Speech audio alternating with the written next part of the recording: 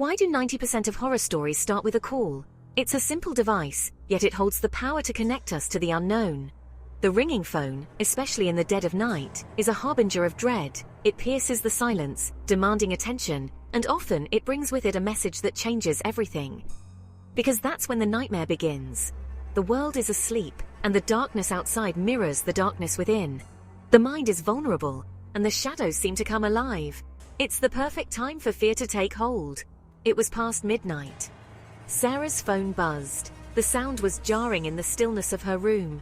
She had been drifting in and out of sleep, the weight of the day pulling her into unconsciousness, but the persistent buzzing pulled her back, demanding her attention. Unknown number. She answered. Silence. Then faint breathing. Her heart skipped a beat. Who could be calling at this hour? The silence on the other end was deafening, and the faint breathing sent chills down her spine. It felt invasive, like someone had breached the sanctity of her personal space. She hung up, dismissing it as a prank. She tried to shake off the unease, convincing herself it was just some prankster, but the feeling of being watched lingered. She lay back down, pulling the covers up to her chin, trying to find comfort in their warmth. Minutes later, the phone rang again. This time the sound was more insistent, more demanding. It was as if the caller knew she was trying to ignore them and was determined to get her attention. A whisper. I'm watching you. Terror gripped her. The voice was barely audible, but the words were clear. They cut through the darkness, embedding themselves in her mind. She felt exposed, vulnerable. The walls of her room seemed to close in on her. She slammed the phone down, heart pounding. She rushed to lock her doors, hands trembling.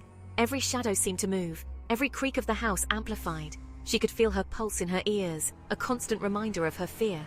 Then the phone buzzed one more time. The sound was relentless, a cruel reminder that she wasn't alone. She hesitated, her hand hovering over the phone. She didn't want to answer, but she knew she had to. A message. I'm already inside. Her blood ran cold. She turned around slowly. The words on the screen blurred as tears filled her eyes. She felt a cold sweat break out on her forehead. The room seemed to grow colder, and she could feel the presence of someone else. In the dim light, a shadow moved in the corner. It was barely perceptible, but it was there. Her eyes strained to make out the figure, but the darkness seemed to swallow it. She felt a scream rising in her throat, but it got stuck, her voice betraying her. Sarah's breath caught in her throat. She felt paralyzed, unable to move or make a sound. The weight of the situation pressed down on her, making it hard to breathe. She wanted to run, to escape, but her legs felt like lead. She wasn't alone. The call wasn't a prank. The realization hit her like a ton of bricks. This was real. Someone was in her house, watching her, playing with her fear. She felt a wave of nausea wash over her. It was a warning. She realized too late. The pieces of the puzzle fell into place, but it was too late to do anything about it. She was trapped, a pawn in someone else's game. The phone slipped from her hand, hitting the floor with a dull thud. The nightmare had already begun. The darkness seemed to close in on her, and she knew there was no escape. The terror was all-consuming, and she could feel herself slipping into the abyss. The call was just the beginning, and the real horror was yet to come.